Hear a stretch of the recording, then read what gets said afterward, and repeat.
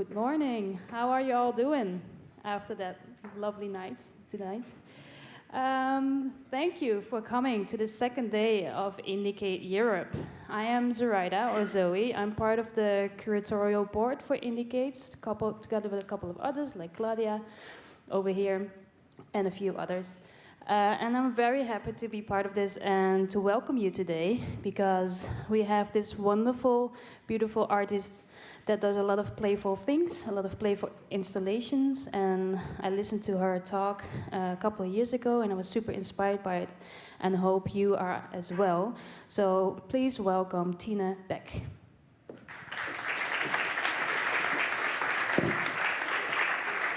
Thank you. It's a pleasure being here. Like as Zoe said, I'm an artist, and I also have a PhD in play theory and interactive art.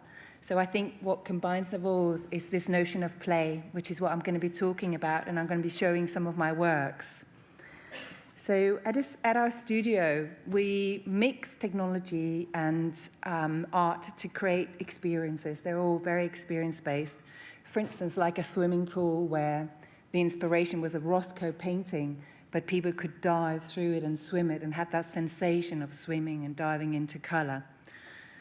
But essentially, we are an art studio making public art, installation, interactive stuff that consider the audience in the same way that you do. So our parameters of making is similar to yours, is that how the invitations to play are created, but for us, often in public spaces, in galleries or in museums or in public squares. But at the heart of it is this idea of play. We also make games. So our games are more physical types of games, like bike tag, which was played on the street and with lights on a bicycle in Bristol. And your mission is to find 7 gatekeepers and bring them certain types of light, which is a material that I worked a lot with, because we can program light very easily.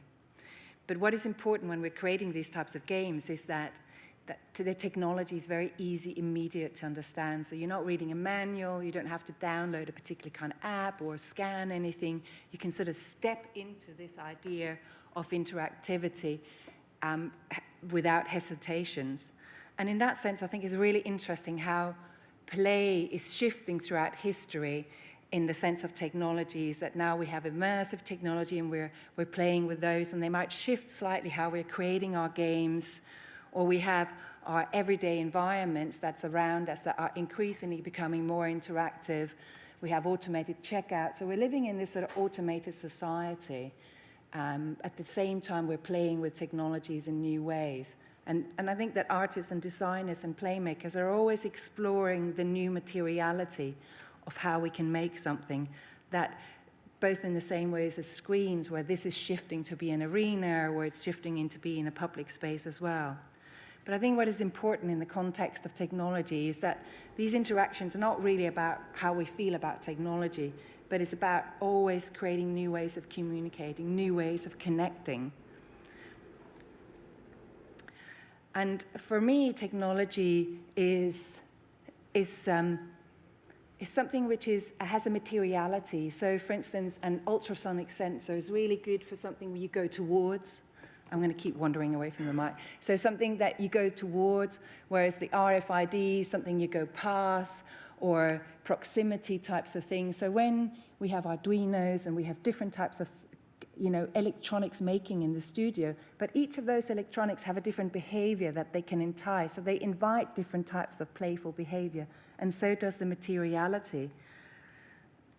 And in that sort of kind of like increasingly interactive environment that's around us, to play is the call to action.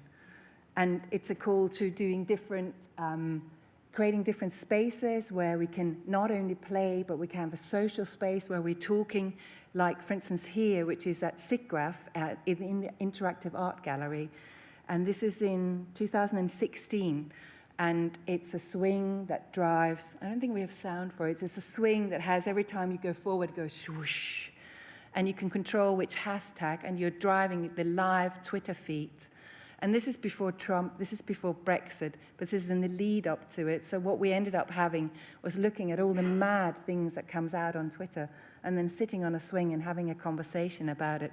So it can become more than the sort of just play that is happening around it. But the wonderful thing about play in this kind of context of our interactive environments is that the hallmark of play is anybody can do it. We all know how to play. In fact, play is super easy to recognize. We all know what it's like. We all know what it feels. We're all born to play as such. But we can define it in some ways, and we do within my world in order to make for it, in order to understand how can I as an artist elicit this type of play. Because generally it's something we do voluntarily. It's usually done for our own sake. It's not, we don't get paid to play. Well, I know some people do, but most of the time we don't. It's often improvised, even within the game structure. We're improvising, we're making things up. And one of the key things is always attractive. Once we've done it, once we've rolled down the roller coaster, we want to do it again. It has an inherent attractive aspect to it. And also the behavior. When we're signaling we're playing, it has this, the play face is like, I'm smiling, you're winking, and you're playing. We're all sending a signal that we're playing. And that's the meta communication. That's the Bateson who studied that and says, all right, this is the meta communication of play, of how we are playing. And that becomes important for an interactive artist working in public spaces to use that meta communication as a form of invitation to play. But that invitation goes also beyond our own species, which is this amazing, that actually comes, I saw first with Stuart Brown, which is amazing story about play, which is this polar bear and a husky dog on the Alaskan tundra, and the photographer is out there to photograph the husky dog. Out of nowhere comes the polar bear, and everybody thinks, that's it, that dog is dead. It's coming out, it's waiting for the ice to freeze, to go hunting. But what happens instead is that the dog sends an invitation to play, which anybody has dogs, is this sort of kind of play bow, where that's the play signal, that's the meta communication you're inviting it to play.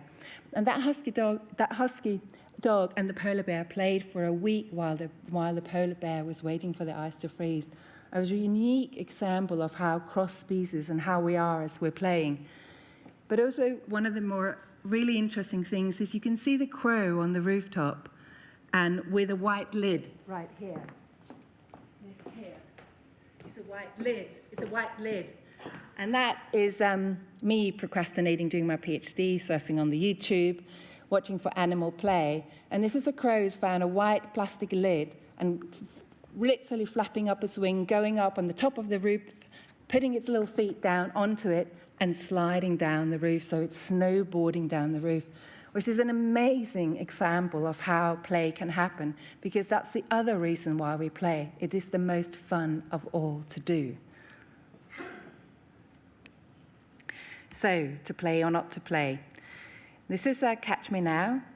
It's a project that uses the spotlight, which we all know. And if we think about what does the spotlight invite us to do, and it invites us to step into the light, to perform, to play. But this little simple light does something opposite. It makes you want to chase it. It runs away from you. And the video will show you.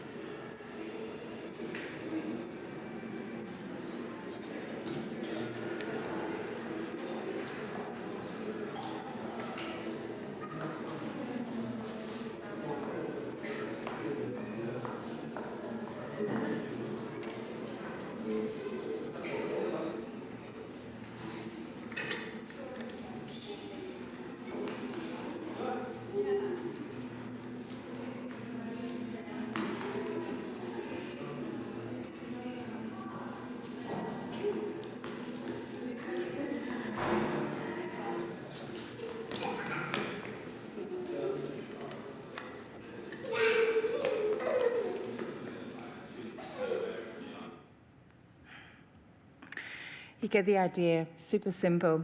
When we programmed it, we had loads more things it could do.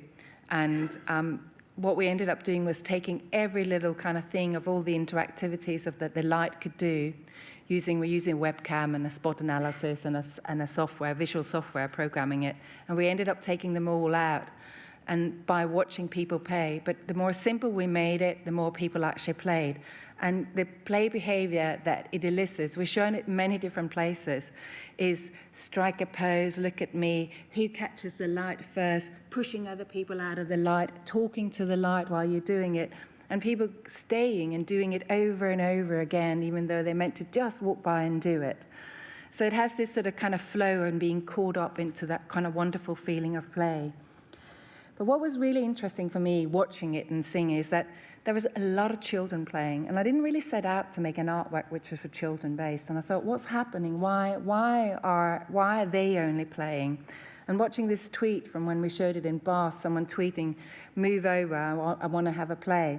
And it made me realize that in the world we have this hierarchy where the hierarchy is that children is at the top, but adults is at the play. We step back when children play. We're not supposed to play at the same time. So our play hierarchy has children at the top. But the thing is that watching people play at the Science Museum at Adults Night is they play also. And in fact, they play much in a similar way than to children do. The behavior is similar. Play is part of our culture. Play is part of how we evolved as a species. We all know how to play. And in fact, playfulness doesn't stop when we become grown up. There's lots of things that play still does for us in everyday life. It helps us defeat aggression or dominance, or we can circumcise hierarchy in that way, or we enable innovation and change. So it's a big part of our culture and how we do and we play. But I think one of the reasons why in public spaces when we're eliciting an invitation to play that children are so good at taking that invitation is that we often think of play as silly, and silly is opposite work. So therefore we see play is not the seriousness of work, but we know that the opposite of play is not work, it is depression. We know that if we stop playing, we're more likely to get depressed. So how can we as artists have invitations to play that invites us into different experiences and have different playful experiences? So this is an artwork in the city. It's a massive scale artwork that uses visual, the spectacular in that sense, and the bigness of something to invite you into play, and then transform a space that you might know already in a different way. It's this is shown here in Reykjavik on the bridge into the city hall. It's like a big 70-meter long bridge, and it's interactive and blue when there's nobody on it, and when you're walking across, you kind of like activate pink bombs as you walk across, and you kind of have this sort of cloud of pinkness that comes up and that you're standing in. So it's very aesthetic, it's very classic sort of public interactive art. But what happens is that what people do is that we see this performance we have with our photographing ourselves that is taking place, that we have so much in our culture, of selfie in our culture, we're communicating via it on Snapchat, that this sort of new technology of how we was just doing selfies out there in the back. But this sort of kind of like, I see that as a different type of play behavior that's entering into our culture, into our everyday performance life. But that also makes us stop for longer, it makes us connect, it makes us stay with the artwork in a different way that you're all showing yourself. And sort of we're morphing with technology in new ways and yet staying and looking at the artwork.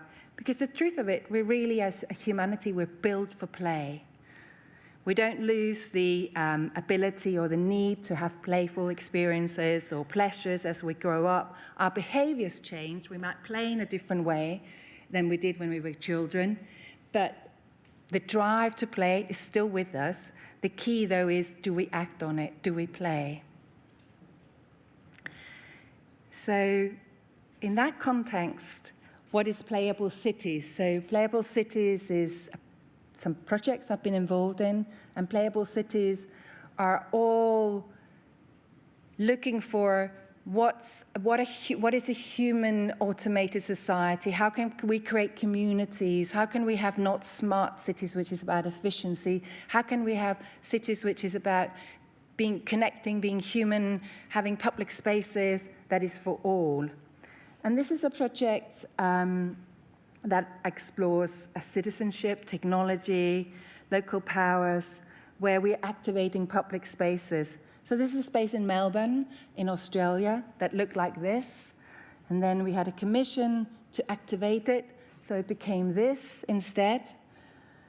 For me, that space is essentially, that a city's public space is essentially where we gather. If we look at the old days, this is the space where everybody gathers, where people meet. So how can we do that daytime, nighttime, in a safe way? How can we create playful, interactive spaces that we all somehow have a vested interest in and want to be part of, so therefore care for, participate in, go to, gather, socialize with? And this is a bit about the work which is called Colour Me Beautiful. So there's a video that will explain the work. Hopefully. Yeah. Colour Me Beautiful is a large interactive artwork. It invites audiences to walk up a runway, strike a pose, and be captured in 5 different colours on a large screen. As people walk up either pink, yellow, blue runways, when they come to the end, a camera opens up on the top of the screen, and there's a countdown of 5, 4, 3, 2, 1, and you're flashed, and your photo is taken. And as people play, the photo shuffles down, and as more and more people play, the photos disappears, and as such, the work is transient.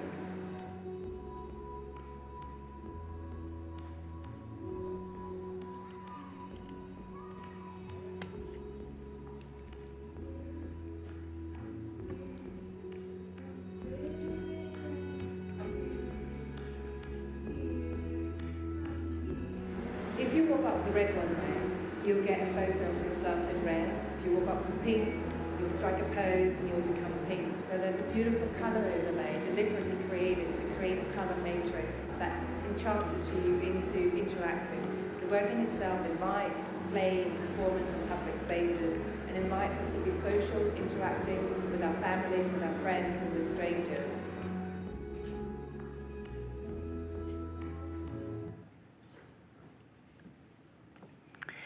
So I believe that play is part of our social bonds, and that's evident in how many times we interact if we get this invitation to play. So we collect the images online, not to use, they're going to get used in another artwork, but what it also allows us to do is see what's happening and remote fix if anything goes wrong in the interactive design.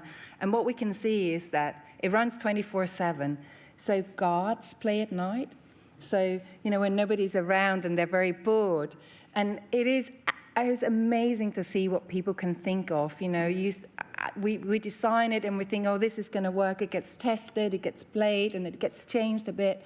And then people go and do something completely different. And that's the most wonderful unexpectedness about play in our public spaces. And watching guards play at night, or watching a dad doing an hour play, an early morning, lifting up his child so they would be caught midair on the whole screen. And that was wonderful to watch how that happens. So just like the games world answer a need for us to play, so does the public sphere and interactive art answer that need for us to play and be social. So if you take that public space into a bigger space, then we can start playing with city and with architecture, which is what we did in the project We Believe, which was part of the European Capital of Culture in Aarhus 2017, where we connected Aarhus in Denmark and the City Hall and the Danish Embassy in London through light, through people, and through a control room in a third space. So from a control room on a rooftop in Denmark, we built a massive control. We were able to control 2 buildings at the same time.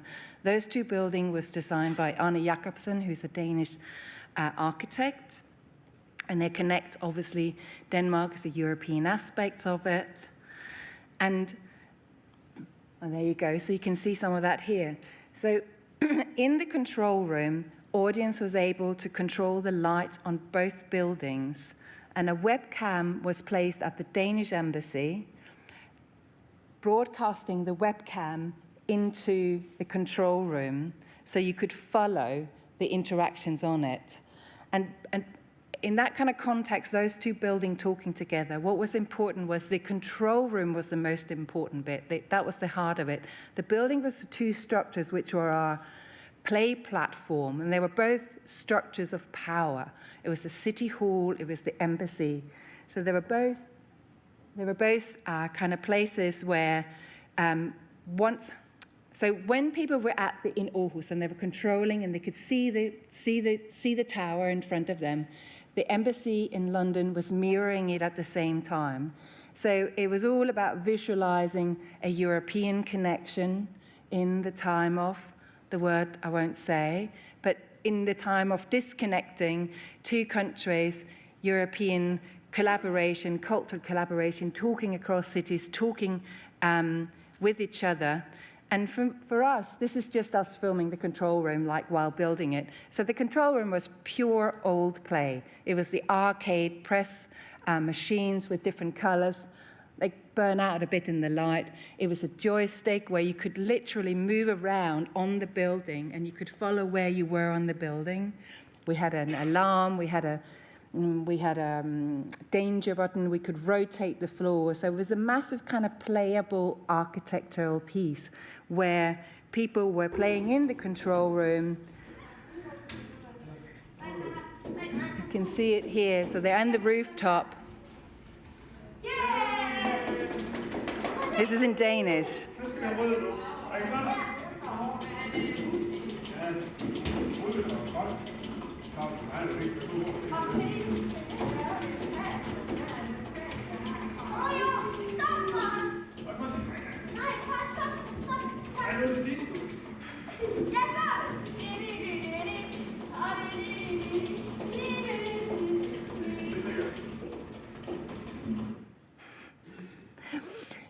So what that did was not only that it had that sort of connecting of two cities and people going, oh, wow, I'm making the embassy in London do exactly what I wanted to do.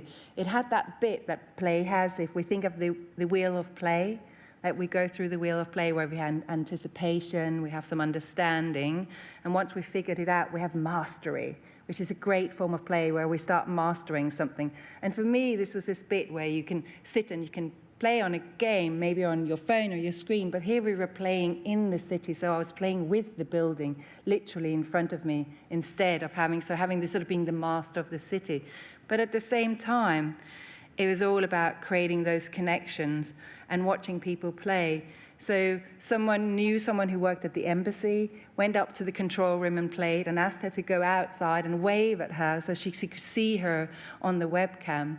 There was a wonderful kind of little story of how people were all making these connections between these two countries. And for me, it was also being from Aarhus, but I live in London. So for me, there was also a very important sort of part of that. This was like a bit of my heart. Like this is my two homes sitting. And if we can make them talk through a fabulous old-fashioned control room, that's the best thing. That's fun.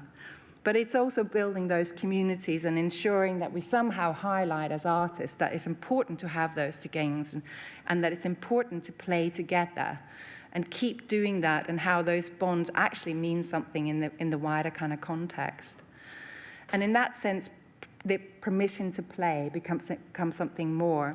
And this is Play in the Gallery. This is a project which is coming back down into scale, coming inside, and which is more game-related.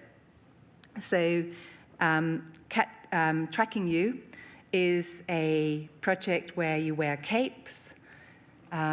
It's indoor tracking system. So the capes have electronics inside them. The room is censored. And we have 5 capes. We have 5 different sounds. And it is explicitly interactive. When you're walking, you're making a sound.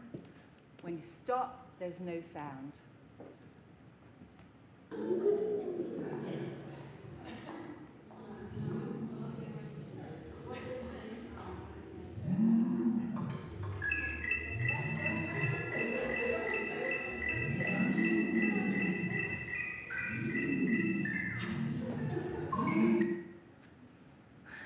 And the other thing we could do was we had proximity. So when you came close, you were shooting someone, like these two boys finds out.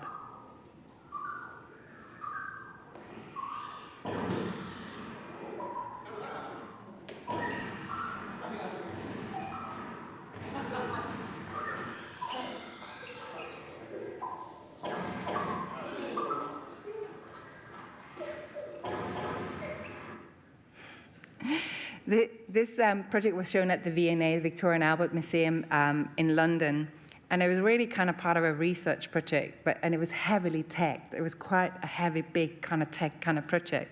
But what was really wonderful was how all the play that happened was that taking all this noisy game making and putting it into the museum and having noise and laughter as a marker of success instead of having quiet contemplation, which you often do in a gallery. So it was like kind of like changing that kind of behavior. And people, they played. They would run, they would spin, they would jump, they would rough and tumble. But there also would be some really kind of tender moment, like if it got a bit too rough for the little one, you would give a hug, even though while you were giving a hug, you were kind of shooting people at the same time because there was a proximity kind of aspect of that kind of programming. So it was highly sociable. People would come back with friends to play together because it was better to play together. And I watched a family where the dad goes, "Oh, I'm not playing, I'm not putting on a cape," and then ends up playing and comes out again and said, "I had so much fun, I forgot to be embarrassed." And that's what play does. It makes us forget to be perfect. It makes us forget that sort of outer world, and we just are who we are, and we're just connecting. And physical play, more than anything, creates physical bonds. It rewards us with a social joy.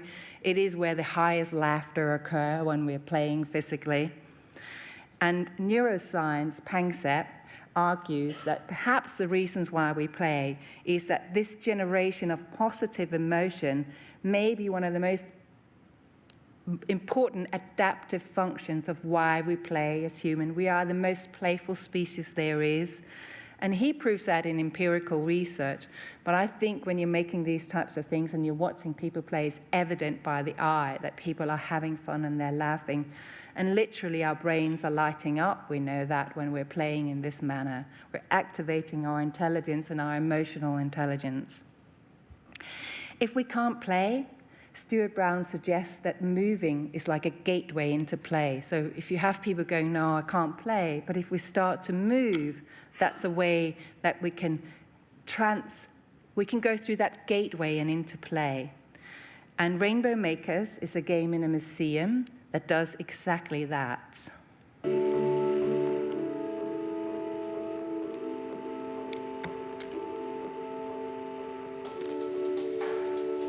Rainbow Makers is a sort of a treasure hunt style game where you have a hub where everybody starts, everybody gets dressed up in their life. They play in groups, and their mission is to find 7 key iconic artworks. Each of these are guarded by a gatekeeper, and each of the artwork is a color of the rainbow.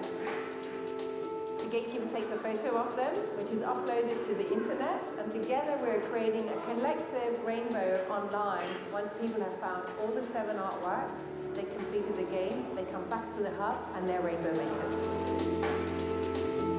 We were told to reenact the piece of work, so whether people are posing in the picture or reenact a certain type of shape that the piece has. So I think that gets people thinking about the artwork a lot more.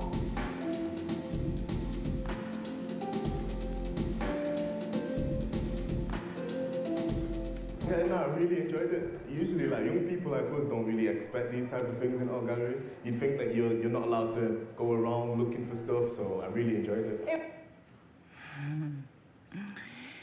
So, for me as an artist who comes from the fine art, then moves into interactive and then into play theory, that becomes another way of looking at art, another way of overlaying game making and all those kind of ways of making into experiencing art in a different type of way.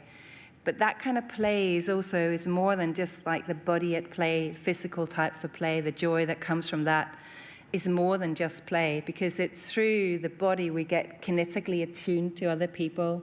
It's through that we are testing and understanding. So we're kind of thinking in motion when we're playing in this way. And that's one of the key aspects, is that when we take that invitation to play, there are so many social limitations in our society that holds us back. But when we accept that invitation to play, that surrounding becomes open to new possibilities and new ways of thinking. And that's really what play is. At the core of play is the concept of possibility. And that's the hope of play. And that's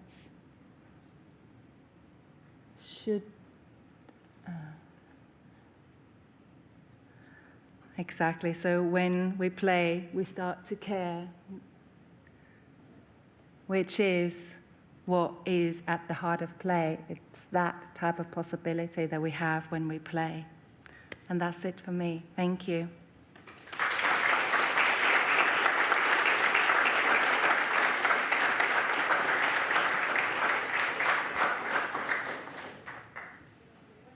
Yes, I can do questions. If anybody has questions, ask away.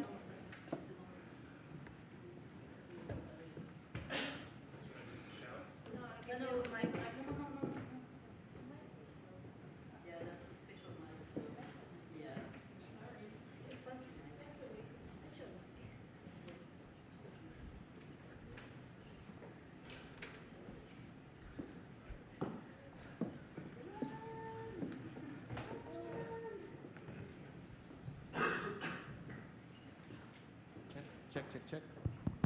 Hello. Thank you for the talk. I'm slightly interested. I was wondering whether or not you, speaking just about myself briefly, I've danced Argentine tango for the past about 10 years of my life.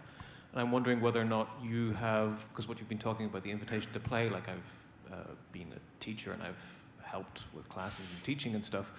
And you talk about that apprehension of people not wanting to engage with your art.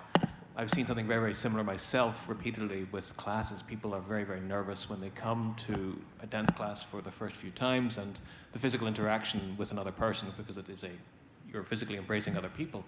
But once they get over that barrier, then they fall down that hole. And I'm wondering whether or not have you considered working with, I don't know, any form of dance, contemporary or something, as part of your projects? That's an interesting question. I think because there's an element of anything physical we do in public where we're slightly apprehensive, we're slightly scared, we don't want to make a fool of ourselves. I mean, we're all awfully aware of ourselves most of the time, whereas other people are not really aware of us. You know, we could probably just go ahead and nobody would mind. But, I mean, yes, I think there's a good element of performance, and there's performance in dance, and that sort of movement allows us to step into that I was talking about. So the capes are performance. So in that sense, there's a grace to that that's attractive as well, which is an interesting exploration. I haven't worked with dance and choreography. I like it from my own background, but that's all. But I think that, I mean, all these interactive, I mean, it's the same like in a game, you have levels. You don't start with it. You kind of like, you create an invitation to play, and the swing, for instance, is a perfect invitation to play. It has a materiality. And then once you've taken that step into it and you mastered the first level, you're there, and you've overcome your nervousness because you're just taking that. So it's all about creating that one invitation and getting that one invitation right. And then it's a bit like Csikszentmihalyi's theory of flow, is that you don't make it too hard, you don't make it too easy, you hit the sweet spot, and then you ride through the game. You make it hard enough, then we walk away. And I don't know what it's like in dance, but that's a fascinating thought, yeah.